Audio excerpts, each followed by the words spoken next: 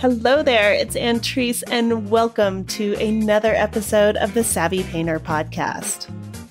Before we get started on this week's episode, I just wanted to give you a reminder that this Sunday, October 29th, is the last day to submit your entry to the Savvy Painter art competition. Artist Carol Marine will be jurying the show this year, and we have some great prizes for the winners. First place gets $250 in cash, $1,000 in whatever supplies they want from Gamblin Artist Colors and Trakell Art Supplies. That is a fun shopping spree. Plus, first place also gets a full interview on the Savvy Painter podcast. So if you win first prize, you get your work in front of tens of thousands of people, $1,000 worth of art supplies to paint to your heart's content, and some cold hard cash. Second and third place winners also receive cash prizes, a couple $100s worth of supplies to choose from Gamblin and Trakell, and a nice shout out on the podcast. Carol Marine will be judging paintings from all over the world. She asked that this competition be open to anyone and wanted no restrictions on the themes. I've seen some of the artwork that has been submitted already, and all I can say is I am so glad I'm not judging this one. There are some really gorgeous paintings already. Deadline to enter your paintings is this Sunday, October 29th at midnight Pacific. Go to savvypainter.com and click on the Call to Entries tab for more information. I cannot wait to see the great work that you submit. Good luck. My guest this week is the artist Katherine Sandoz. Katherine lives and works in Savannah, Georgia. She specializes in paint and fiber-based works. Katherine also creates installations from native and upcycled or repurposed materials. In this episode, we talk about what Katherine learned from teaching other artists and her advice for artists who run their own workshops. She also shares her transition from art professor at the Savannah College of Art and Design, or SCAD, as you'll hear us refer to it, to a full-time artist and how she adapted to two big life transitions in the middle of it, getting married and having 2 children. We also talk about life design, being clear about the life you want to live and making small adjustments towards it. So rather than waiting to achieve something before considering yourself happy or successful, we talk about making small incremental changes while enjoying and being grateful for the present moment. So please enjoy this conversation with the artist Katherine Sandoz. So, Katherine, thank you so much for being on the Savvy Painter podcast. I'm excited to talk to you today. Thank you for having me today. I would love to hear a little bit about when you started out as an artist. Was there any sort of pivotal moment for you when you decided that this is my calling and I'm absolutely going to do this? I don't know about a specific calling, but back in my early 20s, I had been working in advertising. And I was a junior account planner. So I was working between the account people and the creative. And I was very attracted to what the creatives were doing. And I tried to hang out in their little rooms and see what they were doing and see what they're saying. And I really felt like they were doing something exciting, getting all this information and strategizing, and then coming up with the creative, pitching it and presenting it.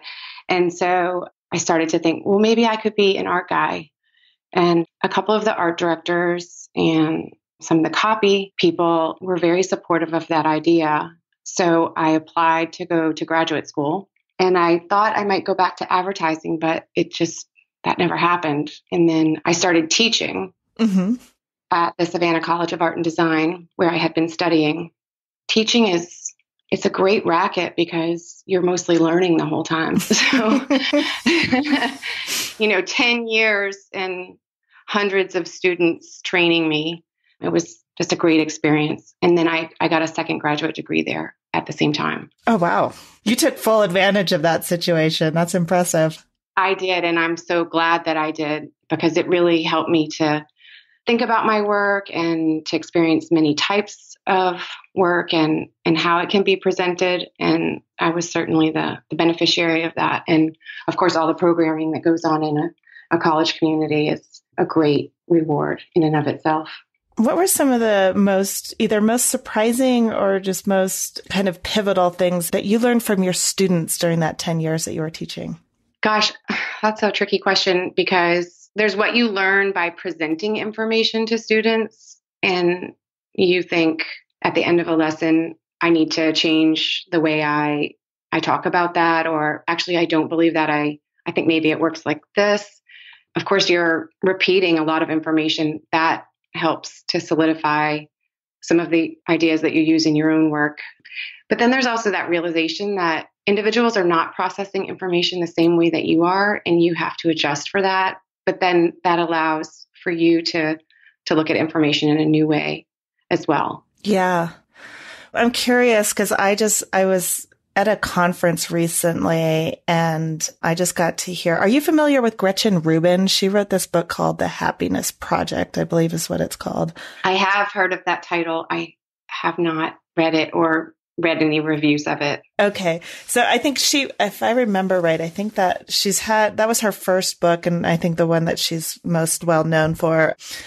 And I think she has one or two. She definitely has one coming out now because that's what she was talking about. But her conversation was really, her talk, I should say, was really interesting because she talks a lot about the psychology of people and her students in particular and how they receive and perceive information.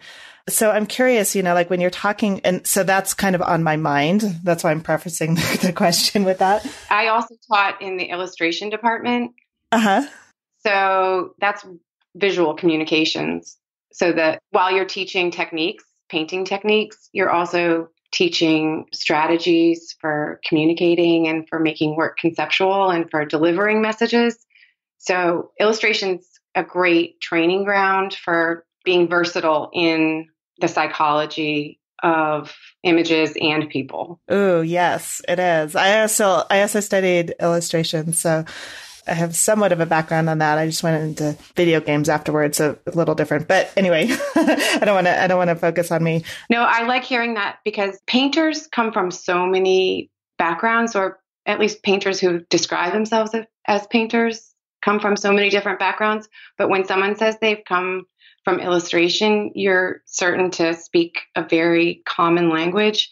And it's one that I found so valuable for doing commercial work and for doing the auxiliary work of being a professional artist. Yeah, it definitely gives you a very different perspective. It can be a crutch and a handicap, but I think, once you can break past that, it's a tool and a way of seeing that I think is really, really useful. And it's also a way of testing your paintings in a very formal way. Yes, that's true. Testing yourself to see if you think you've achieved the goals of what you want for the image, for the painted image. For sure. I know that a lot of artists sort of supplement their income through teaching. So I was kind of curious when you said that, of course, different students are going to come with different perspectives and they will interpret the information that you're giving them differently based on their own experiences and their own sort of preconceived notions about what should or shouldn't be happening. That caught my attention probably because of that talk that I just heard with Gretchen Rubin. I'm curious, are there any questions that you ask students to try to understand where they're coming from, or is there any way that you kind of pull that out of them to sort of understand how they might be interpreting what you're telling them? I see what you're saying. What kinds of questions do I ask the students to glean their disposition? I start out by asking someone to tell me an interesting story about themselves or a little known story. That helps me get to know them on a personal level.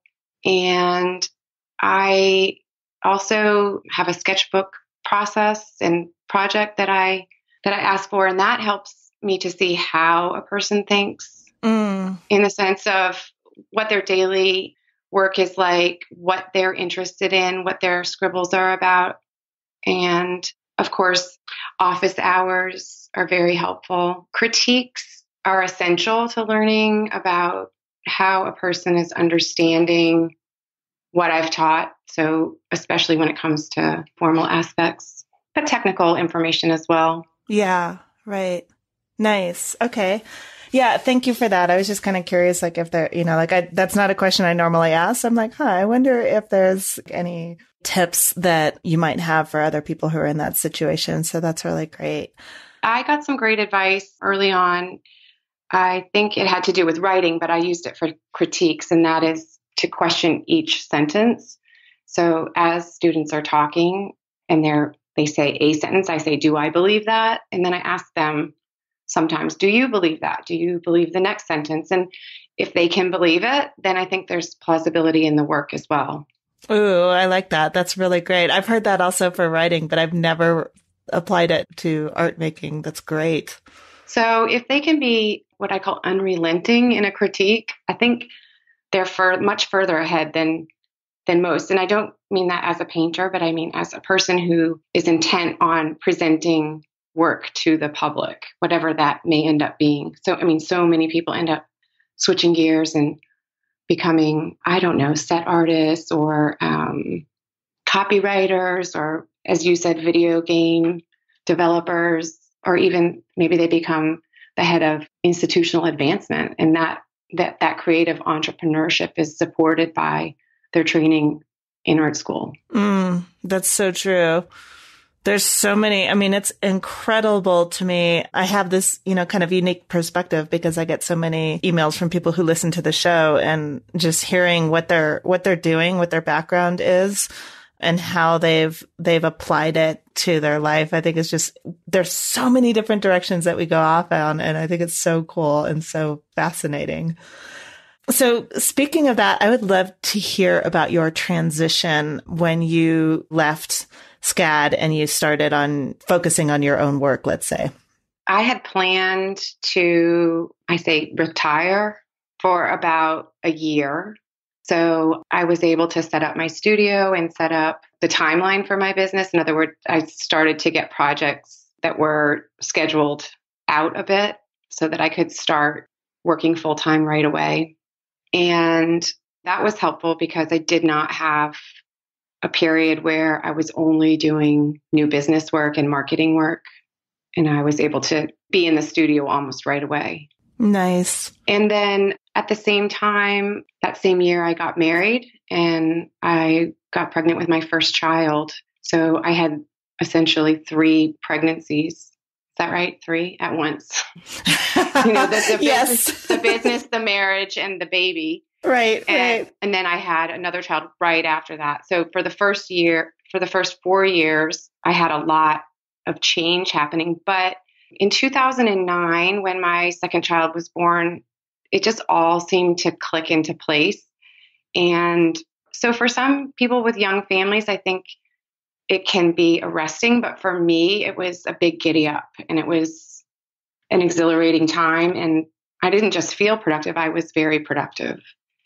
And at the same time, the internet was growing, and it was in its popular infancy. And I benefited from being an insomniac during my pregnancies. I made a lot of friends online.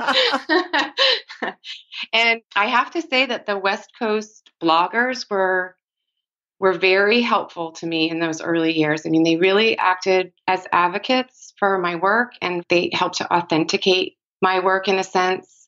So I did not have to rely as much on gallery representation, because these bloggers were just miraculously able to say, this is great, and you might like it too. Oh, interesting. So that happening at that time helped to jumpstart my business, or to, I guess, inject it with a lot of energy. Can you elaborate on that? What were some of the things that were happening? It sounds to me like you kind of hit a sweet spot, and also had these people who were talking about your work. Describe that. What was going on? So in 2005 and 2006, the people who are now considered to be the trailblazers and the staples of blogging were just beginning, and they were friendly with one another, and they shared a lot of information, and they were, I guess, building the gestalt of what really good blogging is now. So sort of that lifestyle, curatorial type of blog. Mm-hmm. And because I was interested in marketing just from a personal standpoint, I was participating and listening and watching and commenting, and therefore became a part of that community in some sense. Not that I was a blogger, but more that I was side by side participating in what was happening at that time. And And because I was doing that, I think my work got picked up and was featured. And some bloggers asked to borrow the work for some of their photo shoots. And now that it's 11 or 12 years later, I still have those relationships, and some of them have become friends in real life. Mm-hmm. So if people talk about, if you're at a college or you're in a university town, you have a community. And then I think I had also the internet community from the early 2000s, and that becomes sort of an alumni network as well. That's true. Interesting. Could you describe your work for people who haven't seen it yet? I know that's a tough question because it's kind of like, how do you verbally describe a visual? My work is multidisciplinary, and it combines painting and illustration and fibers, and sometimes all of them at once. But primarily I'm painting, and I tend to paint large scale works of nature, although I went through a long period of painting portraits and still do. But those larger scale works are abstract, but they are based on observation, and I do use reference, and I also plan and sketch out a series in total. So 10 to 15 works. Wow. So you sketch out the 15 works before you begin them? Right. So because I think in part because of my experience with illustration. I was just going to say that's very... but I like being able to have the work active on several layers. So it could be very pretty on the outside, and it could potentially seem as if it's just a pretty surface of flowers. But in total, I am telling other stories, and I am weaving other threads through the works that can be discovered if anybody is interested in doing that. But for me, it's also part of the amusement of the work is having it operate on several layers for me. Yes. Yeah, I can definitely understand that. That resonates. So I'm so curious about this. So you sketch out these 15 or so, however many it is. You sketch out the series that you're going to work on. Tell me what your process is. How does that come to fruition? Typically, I am inspired by a trip or a location. So, for example, a number of years ago, I had a show out at the University of Nevada at Reno, and I did the show and the studio visits and the lecture, but the team there took me out to Lake Tahoe, and I fell in love immediately. It was astounding. And people said, "You're really going to like this place. It's really special." And I said, "Okay, I'll see for myself." But it really was astounding visually. Mm-hmm. And so I rushed back, and I had taken a bunch of pictures, and I had made some sketches of what I felt my experience there was. And then I did 10 studies and 10 pieces. And then I did a wall piece that was 8 by 20, 5 panels. Oh, wow. And I wanted to make them the pieces strung out, feel the way it feels to stand at the lake. It feels very panoramic. Mm-hmm. And you almost feel like you can see through the water to another state. Yeah. So it's just unbelievable, crystally. It's astounding. And then when you're on those rocks, you're certain you'll fall in and fall under the rocks. And it's so beautiful. There's so many colors just within 2 feet. So tackling that problem in the sense of wanting to show the viewer, you can look at this in 180 degrees and upside down and through. And so I don't know if that describes my process, but it does. Actually, I can totally, now I'm not looking at your work at this second, but I have a very strong visual of your work. And now I'm like, oh, okay. Now I'm going to like dive in again and see more of your work. That makes so much sense. And it comes out. So there's the planning of trying to recreate the feeling of experiencing the space. And then I also have projects. I have one long-term project that's fiber-based that I'm more planning it on a conceptual level. Like I need certain actors or agents in each piece. Mm-hmm. Now, that doesn't mean that I don't use some of the more experiential shape making or planerships but it's more illustrative in that sense. Interesting. So I have to admit my almost complete ignorance on fiber work. Can you help me out with that? I am fairly ignorant as well. I think I say the wrong thing. Sometimes I say fibers when it's supposed to be fiber, but I think it's okay. I stitch almost every day. Mm-hmm. So I figure if you're doing it, you are it. Mm-hmm. And I'm using fibers, so there you go.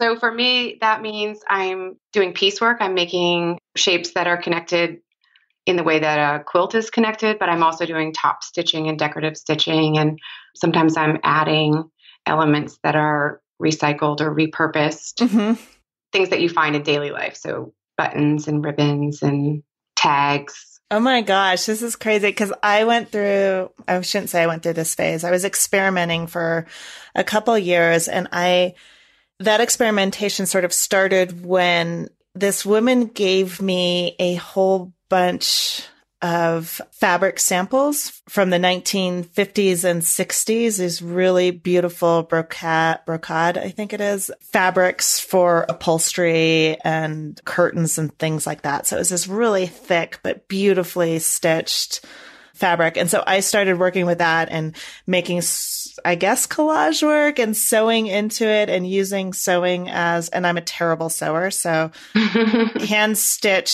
badly hand stitched drawings into this and then painting on top of it. So it sounds like they might be cousins, possibly.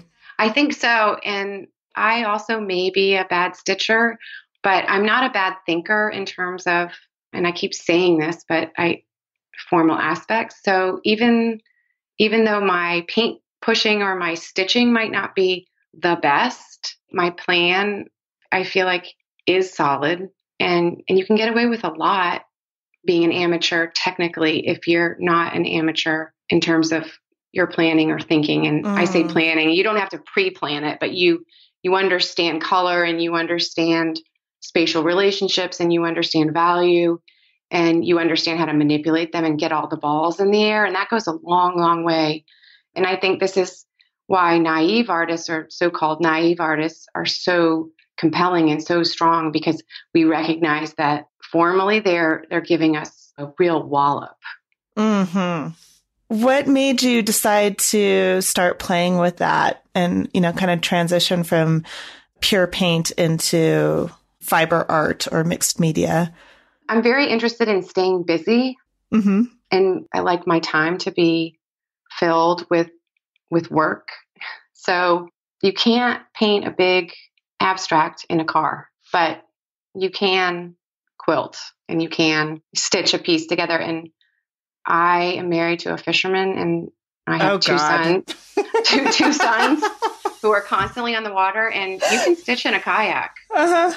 I'm laughing because I'm also married to a fisherman, so I get it. Yeah, so you have to be able to pack and go and feel productive. And I just have found a way to keep myself productive and entertained and hang out with my family. And I love it. Going back to the students, a lot of students talk about when I have my studio, when I do this, when I move here, then I just think if you have an envelope and a pen in front of you, you are good to go. Somebody will want that work and you can make a business of it.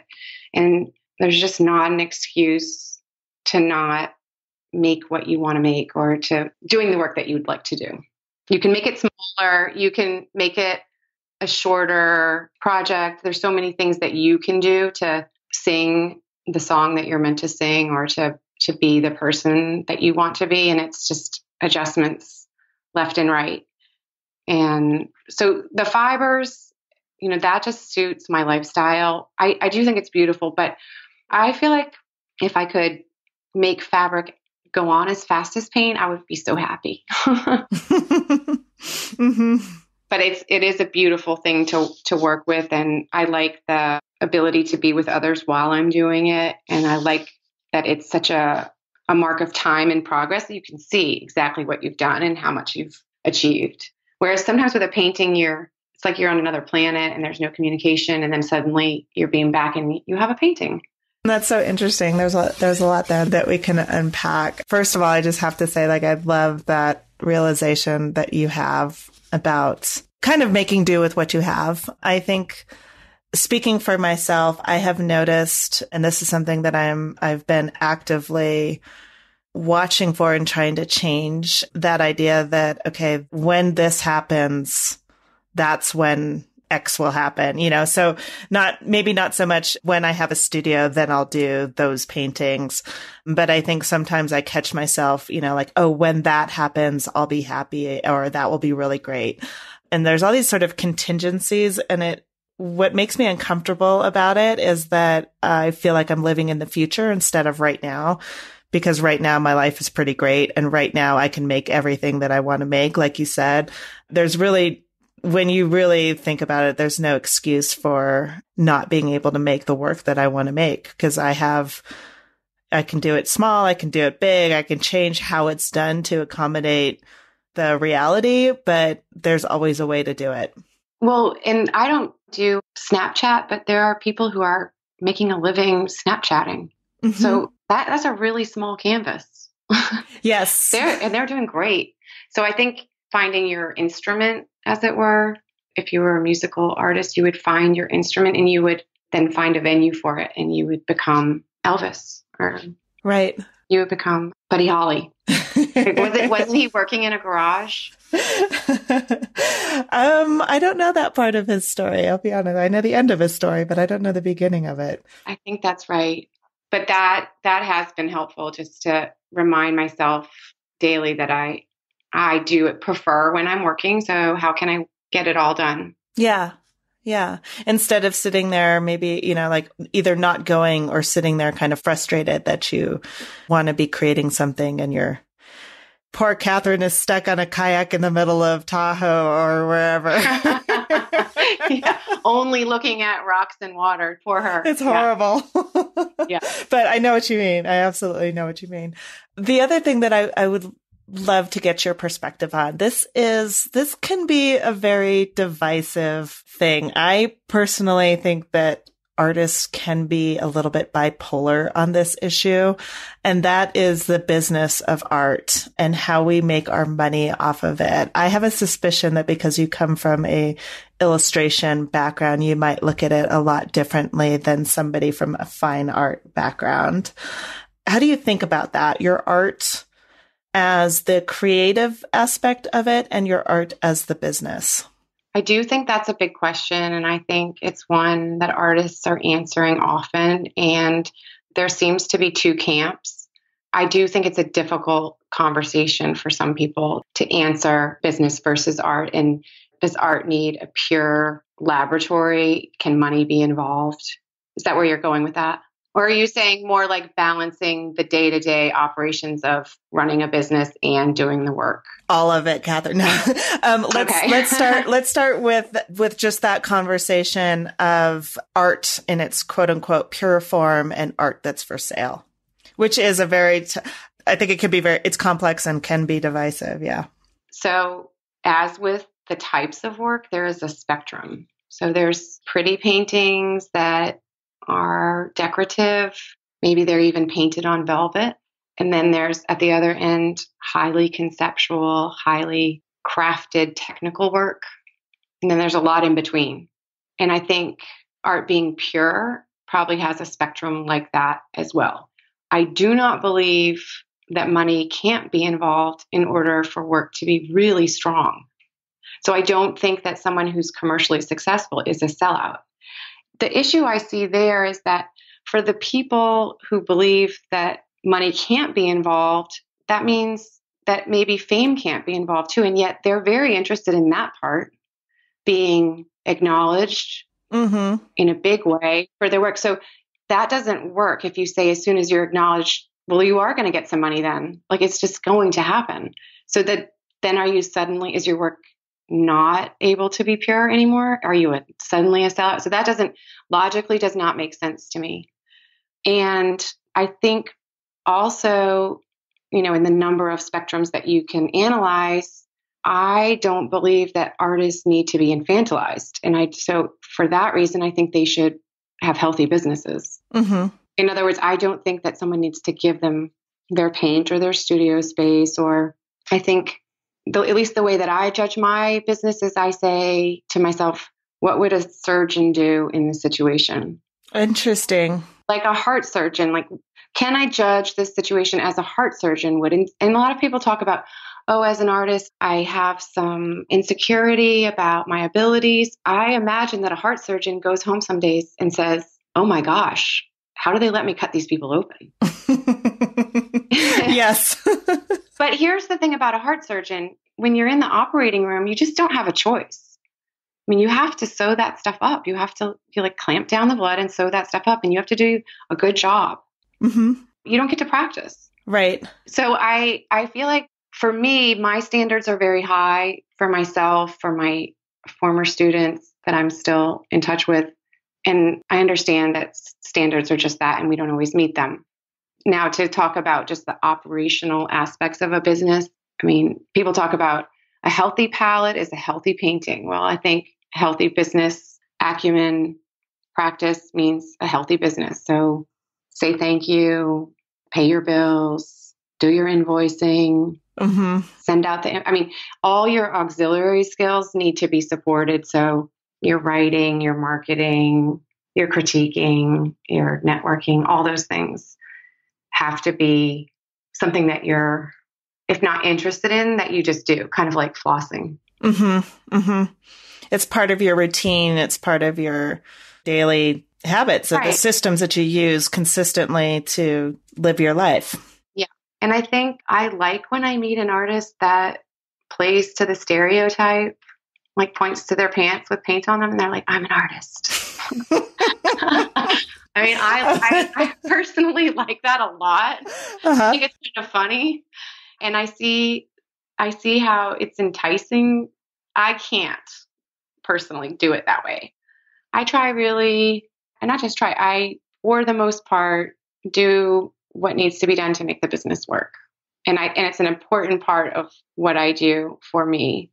And I think that artists playing to that stereotype do no service to other artists whatsoever. So one of the reasons why there's a problem in the market is because some artists don't want to be a business, but it is a business by definition, because you're making something that you're giving to the public, and you're not giving it. You need to make a living in exchange for money. Yeah, it has value. And that's another thing, is it may seem romantic, but it's not always very romantic. I think we have to go to work just like other people do, just like heart surgeons do, just like contractors do. Mm-hmm. And I'm sure they don't want to drive nails and cut open hearts every single day, but they do it.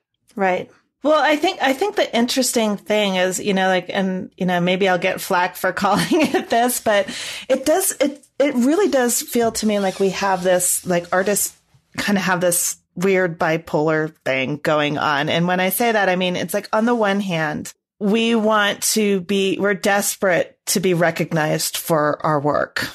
But on the other hand, when people are recognized for their work, then there's this, kind of witch hunt of, oh, they're a sellout, or, oh, they're doing X or Y, or, oh, there's some reason that applies only to that person that doesn't apply to everybody else. They had a leg up. They had the right teacher. They went, whatever. Like, people seem to just keep searching for the thing that person has that they don't. And that's the reason why they're not, quote unquote, successful in their art.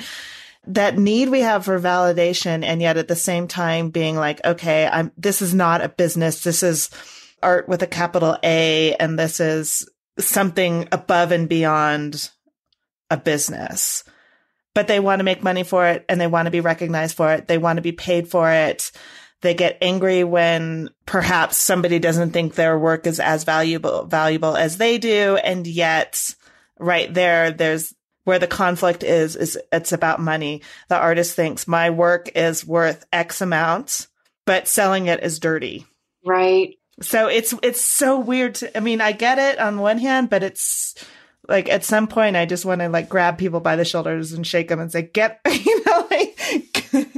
it together.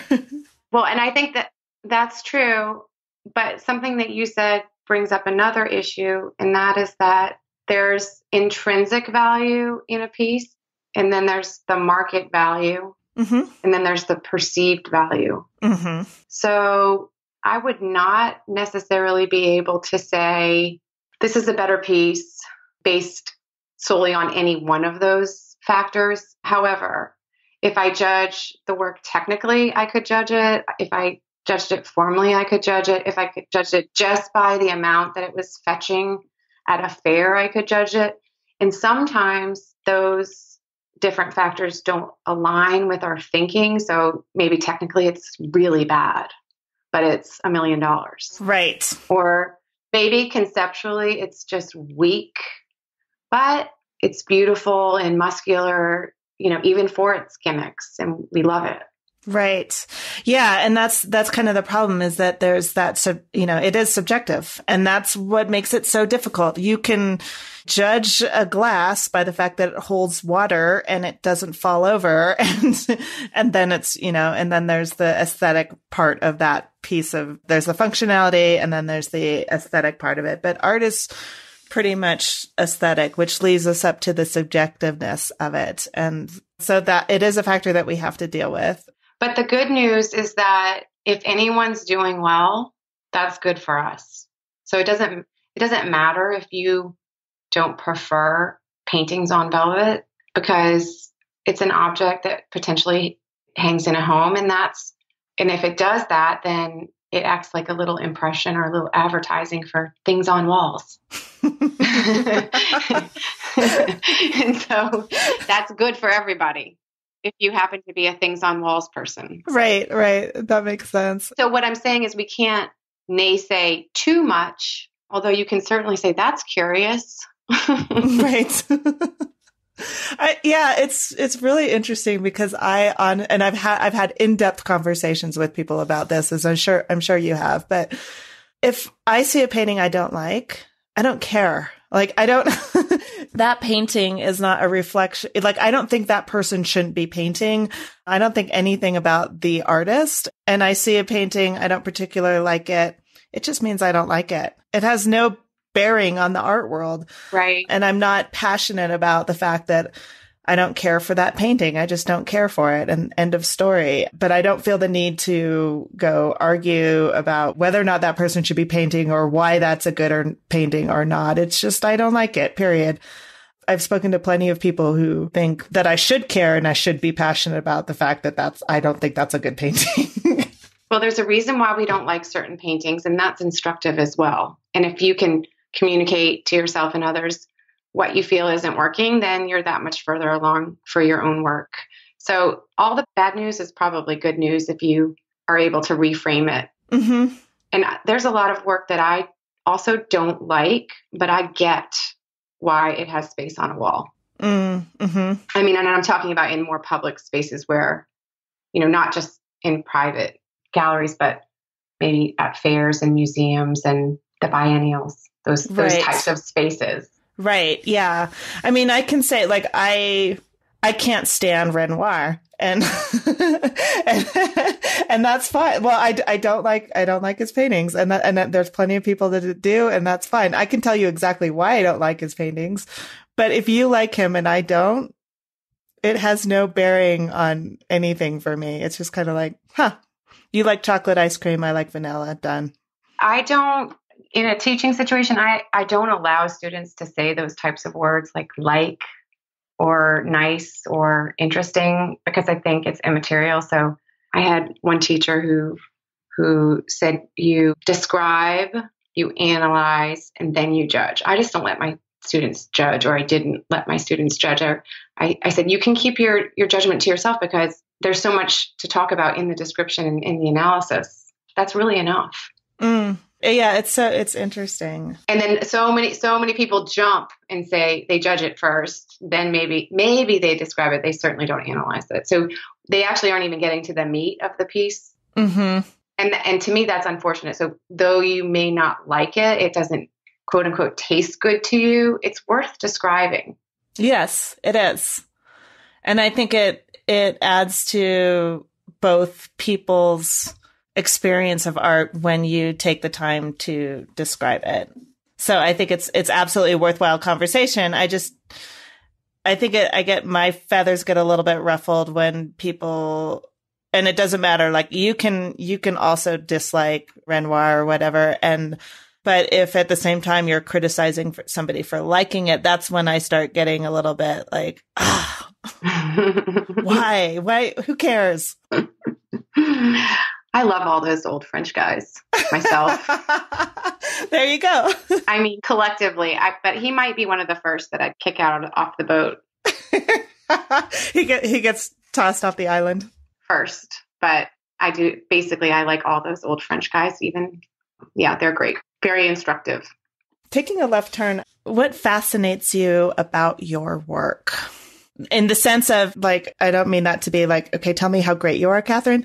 What I'm curious about is what makes you want to paint a painting? What is it that fascinates you that goes, oh, that's my next series? Right. I have a lot of lists that I keep of things that are interesting to me.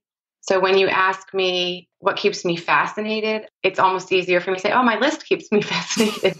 But I realize that you're asking, well, where does the list come from? Or maybe what's on the list. Right. So sometimes I am making a challenge for myself in a series that I want to explore. So a couple series back, I really wanted to work with increasing the amount of transparency in my paint.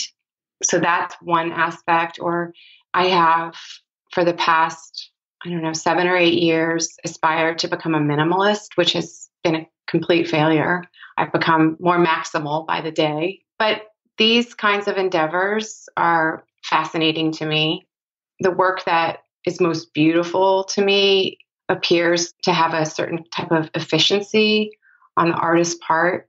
And I do not experience my efforts as efficient. So that's fascinating to wonder how someone becomes so facile or appearing to be so not facile, easy, but apt, and that it's almost like a sleight of hand, like voila, here's this beautiful tableau for you to love for your entire life. And of course, there are the artists that are so strong in their voice, and I think I'm still working on strengthening my voice, but that's fascinating to me, where I think, oh, this is quite singular. This is unique to me, and I need to work on that muscle. I love it. I think I'm very similar in the sense that the challenge and developing artistic muscles are the things that get me very excited and dying to get into the studio. And I think, like with relationships, there's something to be said for sustained effort. So the more you do it, because it has this history and these seasons that you've weathered together, and you reflect on the past of those efforts, and then you look to the future in that sense of being fascinated. You look to the future because you want to have more of that history with your work. Mm-hmm. Mm-hmm. And I think, like when you said earlier that you see a painting or you see an artist or their series of work and it looks that you appreciate the facility of it. I think I'm guessing that you might recognize this as well. I think that has a lot to do with the particular muscle that they've spent time developing. It's something for them that's almost... Well, it's like they speak French really well. Yes. But they're not from France. Right. Or they play the bassoon, but had only, had never picked up an instrument. Maybe that's not a good analogy, but the point is that they just do it so well, and it's essentially had been foreign to them, but no longer. Exactly. It's not just that, it's their language, their personal language, combined with their technique, combined with their approach to their subject. Yes. I think those three things, and then maybe with a side of storytelling, that's the package that fascinates me, is how can I be that quintessential pitch man of my own work, like pitch it all onto the canvas and it's all there all at once. Right. And I think what's so fascinating about that you mentioned is that many artists early on struggle with, how do I find my voice? How do I discover this? And the thing that they're struggling so hard to discover is the thing that often is what comes most naturally to them. And what I mean by that is we all started learning about art in a particular way that is unique to us and had a specific experience, like, as an example, I started doing, when I remember really latching on to art, it was because I was in a waiting room of a doctor's office for my mom. She had to go to the doctor a lot. And so I would be out there waiting and drawing. And then I went to Art Center College of Design, and I was there at a particular time with these particular students and these particular teachers. So all of that is impossible to replicate. And all of the experiences that we've had in life are impossible to replicate. And that's the thing that makes our art unique. It's all those little... They're collaborations in a sense. Yeah. Yeah. Each person and each experience is one stitch. Yes. In what you're building, and you return to their contribution to your work. I think if someone wrote a list of 10 things that had affected them deeply, they would be such small slices of our lives. I think it would be surprising to read someone else's list. Yeah. I can think of one painting and one question that was answered probably 15 years ago that was like a lightning bolt to me. And it still works the same way to think about it. And there's been a couple of those where it's just was the right time, the right moment, the right person. And it opened a lot of doors. Yeah. For me, not just as an artist, but as a person thinking about how to communicate, how to solve problems, how to get along. Yeah. And even just, like little things like I was talking to another artist, Peter Fiore, and he mentioned that when he started with art, let's say, it was pastel. And then later on, he switched to oil painting. But what makes his oil paintings so unique is that when you really look at them, you can see that he started with pastel. You may not be able to articulate that, but he has a very particular style with his brushwork, and that it's not necessarily on purpose. It's out of habit.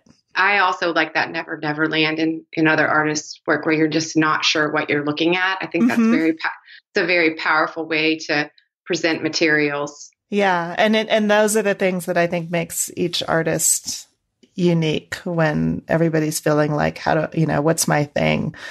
You are your thing. Yeah. I mean, that cannot be said enough. You can say that again. And you've probably heard it a million times. And then at some point, somebody will say it in such a way and you're ready at that moment. And then people are like, I get it. Or I say, now you're not singing Willie Nelson. You're singing you. I love it. So just to wrap this up, I'm going to ask you my favorite question to ask people. If you could own a piece of work by any living artist, what would it be or whose? That's plural? Yes, because nobody can give me just one, and I wouldn't be able to give me just one either. So to be fair, you can be plural. Okay. I have so many artists whose work I would like to live with, and I do collect, and I don't hang my own work in my home. So when I see an artist that's compelling, I make a point to bring that into my life. But you're talking about big live artists, right? Big or small, it can be somebody that nobody else knows about. It's just people whose work you'd like to have in your home. Okay. Well, for the people that people know about, I, of course, would like a Wayne Thiebaud. I'll take an Alex Katz, a big one. I would like one of those wall-size Alex Katz. Talk about efficient paint. That just goes down and it's there and it looks so good. And then there's a New Orleans artist named Erica Lambertson Philippe, and she creates these narrative paintings that are sort of supranatural, but they seem so plausible to me. Like that could happen.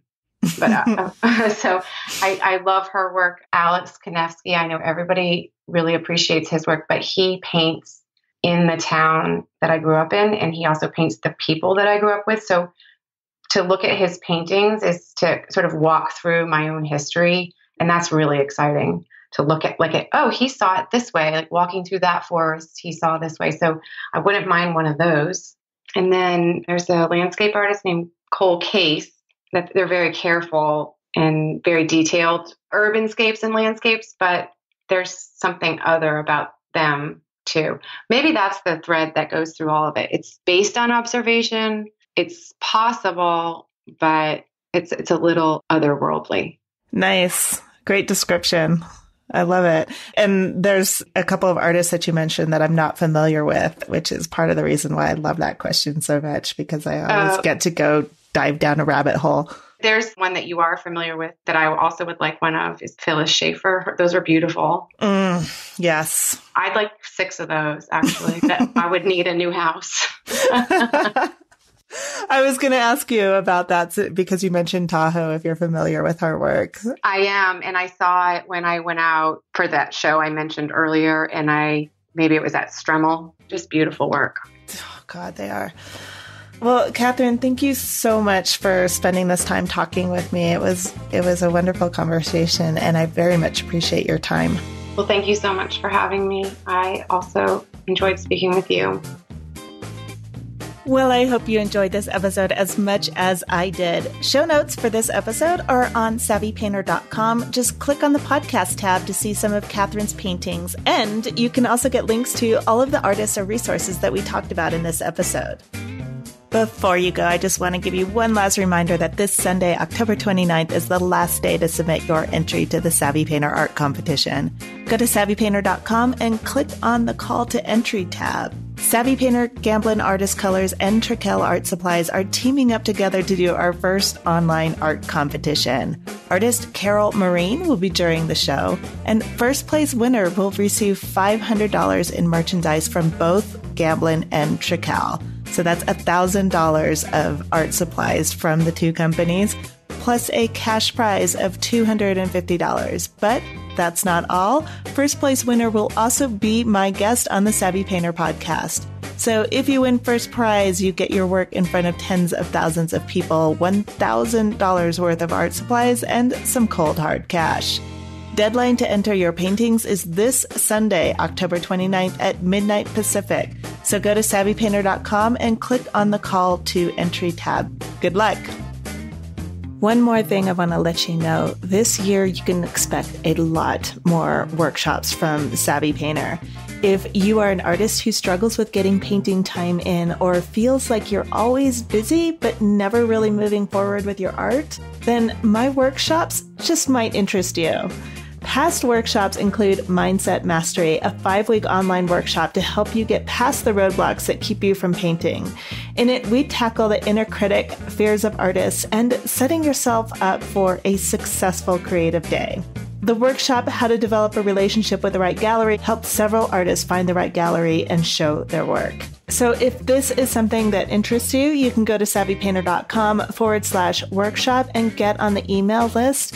This is separate from the main list that tells you when a new episode comes out. This is just for the workshop, so you don't get quite as many emails, but when you do, there's always something really good happening. Sign up now and get a downloadable PDF with case studies that tell you exactly how 3 artists pushed through barriers that were getting in the way of their studio time. You can, for example, learn how Rhonda went from not wanting to call herself an artist to getting her very first solo show. Also, listen to an introverted artist describe how she built her confidence and then spoke in front of an audience of her peers. And you can discover the tools that Samantha used to take back her power after a decade of believing that she had no, I'm putting air quotes there, she had no talent. So again, go to savvypainter.com/workshop to reserve your place on the list. When you sign up, you get that downloadable case studies that I mentioned, but more importantly, you get exclusive invites to upcoming workshops. Most of the time when I launch a new program, it sells out before I ever announce it publicly. So reserve your spot now at savvypainter.com/workshop. Until next week, this is Antrese Wood with the Savvy Painter podcast. Thank you so much for listening.